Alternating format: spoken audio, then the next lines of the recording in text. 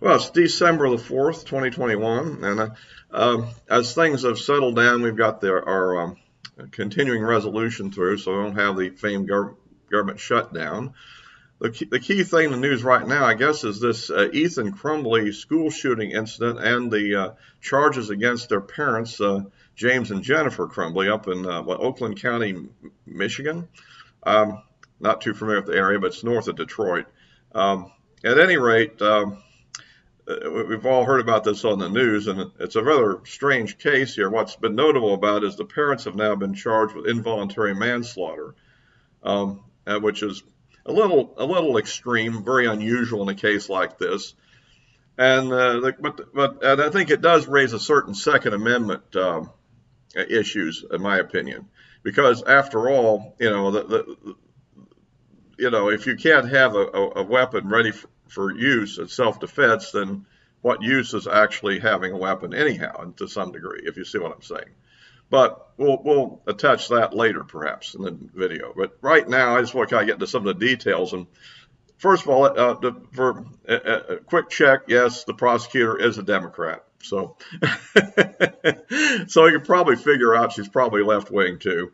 And at any rate, so probably anti-gun, probably. But nevertheless, none of us are for school shootings, obviously. And this is a tragic event, the death of 4 students and wounding of 7 others or something like that.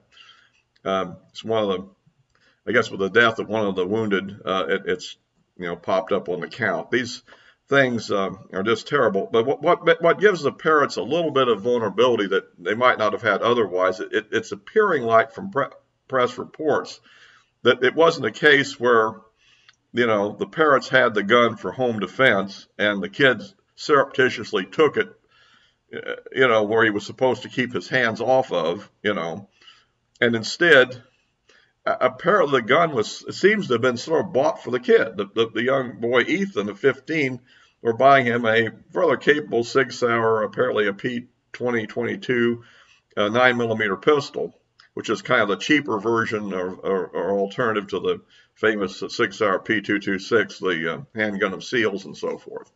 So, yes, that's to me a little strange. I mean, getting a young boy into firearms is one thing, but you generally tend to think something more like a hunting rifle, maybe a 22 to start off with, or maybe if he's really going to go into deer hunting, something suitable for deer hunting, but which would be a centerfire, whatever, anything from a 243 to a 30-06, a 308, something like that. But with the scope and a hunting rifle, bolt action, that sort of thing. But it seems like this kid started off with a fairly good handgun. And so, anyway, and there's also a video supposedly of him talking about his present or something to that effect, as if it was his gun, not the father's gun or the mother's gun. Okay. And there's also some other text messages and so forth about it. So how this was sort of bought for the kid. So, it's one of those things that that you kind of have to ask yourself, what the heck were the parents thinking? And then we have the whole thing about the first thing I think is typical teacher. Of course, teachers are like this. The kid was apparently, if you allow kids to have a smartphone in the class, I guess he was searching around for ammunition or something. Interesting. But at any rate, that's one of those things you kind of get into. But what was far more disturbing was the next thing, where he was drawing a picture of somebody shooting people with the gun and saying something to the effect of I keep getting these thoughts or something like that. Somebody help me or something like that. This does reach the level of concern. And then we finally have the text from the mother to him, Ethan, don't do it. Apparently sometime around the time the shooting occurred, perhaps after it was already happening, which seems to perhaps leads to some interesting issues about what the parents knew about the status of the boy and the gun and the risk that happened to the school, which may be the basis of the of the manslaughter charge that they're coming up with. I mean, they have to argue that that they were doing something that was reckless and unusual. And since the state of Michigan does not have a law that requires the guns be locked up, which again, I think that's a major Second Amendment issue. But if that's the case, then the simple fact that the gun was in the house and the kid could steal it doesn't necessarily, I think, lead to a potential charge. But if they knew the kid had the gun and was having ideas along these lines, you see, and they didn't see, nobody warned the school that, well, let's check to make sure he doesn't have it with him now. Apparently, he had the gun in the school at the time the parents were called in for the for the meeting with the school officials that morning, and so that leads to the potential, I think, where the prosecutor's trying to angle for their charge. And we'll just have to see, how that plays out. So anyway, but if you like these videos, please, you subscribe, because we need to get more subscribers, and the likes help with the algorithm to get it out to people. So I appreciate anybody that wants that, and any comments you have will be very interesting. Yeah, and of course, where it gets into and now the final stunt in their behavior is when they heard that they were being charged, and I mean they were aware, I think, that this was potentially coming because it was being discussed in the media ahead of time. They apparently drove up to somewhere within a mile of the Canadian border, had drawn $4,000 out of their ATM, and were hiding out in some kind of was it a storage unit or something like that? I don't know. At any rate, it looks to me like maybe one of those storage units where you can store your stuff when you're moving and so forth. All I know about this is that it seems like particularly stupid. I mean, after all, where do they think they're going to go? To Canada? I mean, they have an extradition agreement with the United States. In a case like this, they'd be extradited. I mean, this is, and how long can you be on the run with $4,000? I mean, they're not exactly like Eric Rudolph. Remember the famous, bomber from back in the Olympics in Atlanta in 1996. Who did leave the feds and the law enforcement on the run for quite a while, but living in the woods.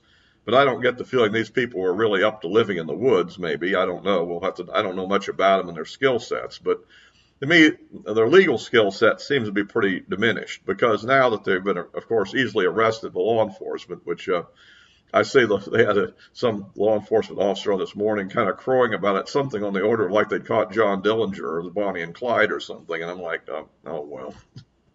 That was so easy, guys. Come on. But anyhow, but the point is that now they're going to have a much harder time making bail, and the bail is probably going to be a lot higher, considering they're now going to be deemed to be a flight risk. Probably.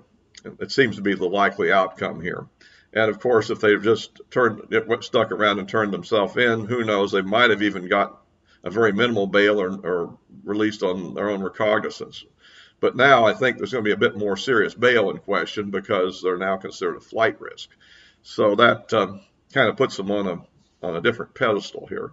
And I think it also starts getting increasingly pushing the jury pool into a negative view of them. Just the fact that the shooting happened is not good. The fact that they didn't seem to really be dealing that well with the kid and was buying him a handgun and seemed to let him have free access to it. It wasn't so much of, well, we have a handgun in the house for self-defense, but you aren't to touch it. This is our gun. You keep your hands off of it, and maybe we can take you out shooting at the range, when we're with you, but you don't do anything on your own with it. It wasn't that kind of rule set, apparently. Because he's in this video showing off his new present, right? As if it was bought for him. And apparently he was there at the purchase too, picking it out. So, and his mother's talking about his Christmas present. See, so that's the kind of thing the prosecutor is going to use to push this manslaughter charge. And of course, 4 people dead, 4 counts. And so that's where we are right now on that one. And I just thought it was kind of an interesting case, but I'm very nervous about these kind of extreme lockdown rules, which really diminishes people's ability to self-defense. Now, I know there are lock boxes that, you can put them in and have a key code to get in, things like that. And that's a good idea, especially with children in the house. You have to be very careful with children in the house with guns. However, by the age of 15, you should be smart enough to understand that this is serious stuff. And, I have a hard time relating to this stuff, really, because I grew up in the country where, nobody had lock boxes, nobody had gun safes, and everybody had guns around, like on a rack or something, and nobody took one to school and shot anybody. This is, to me, kind of an anathema, what's going on nowadays. And apparently there were other threats that made in the school prior to this. It's an ongoing problem, most of which are spurious threats that are apparently made by people who think they can get school canceled for a day or something like that, not realizing they're committing a very serious felony, but just making a threat, even with no means or intention to carry it out. I've heard that the maximum sentence could be up to 20 years. Probably, if there's no means or intention to carry it out, I doubt that they would ever get anything close to that, really. Certainly not actual serve, but getting a felony on your record isn't a good way to start off your career. So, at any rate, and this kid, if he thinks his life was hell in school at the age of 15, I hope he likes a life sentence in prison, because that isn't going to be very, very attractive for him either. And this looks like a pretty slam dunk case of first-degree murder, basically, because he has this video where he's talking about what he's planning on doing. So there you have plenty of premeditation all over the place. They could get premeditation for a lot less than that. And then they added to it a terrorism charge, because obviously the event terrorized the school. You can see we have an aggressive prosecutor here, but there's a point she's making. Anyway, I just thought I'd kind of run through this case and kind of give you my unprofessional legal analysis. For full disclosure, I'm not a lawyer. I've never attended law school, but I have watched many legal cases on TV. So anyway, for whatever that's worth. On other things, I'll cut before I wrap this up. Like I said, we've got the budget done temporarily. The Democrats are still haggling over the big Build Back Worse bill. We have the Omicron variant is on a rampage, but right now the real thing you have to worry about is apparently the Delta variant is what's escalating in this country right now. And probably that's even actually a more dangerous variant than the Omicron, although we still don't have sufficient data on that. And of course, the Russians are massing on the Ukrainian border, and it looks to me like the Biden administration is engaging in some very ineffective diplomacy with the Russians on the subject. All subjects a little bit too big to go into in detail today, but I am aware of these things, and I'll probably be addressing them in future videos. So again, it links to my social media down there. I tend to post quite frequently on Twitter, and I'm trying to up my game on posting on Parler and Gab. I do post the links to these videos on there to try to get them out to people on different social media sites. So I'll close this one for now.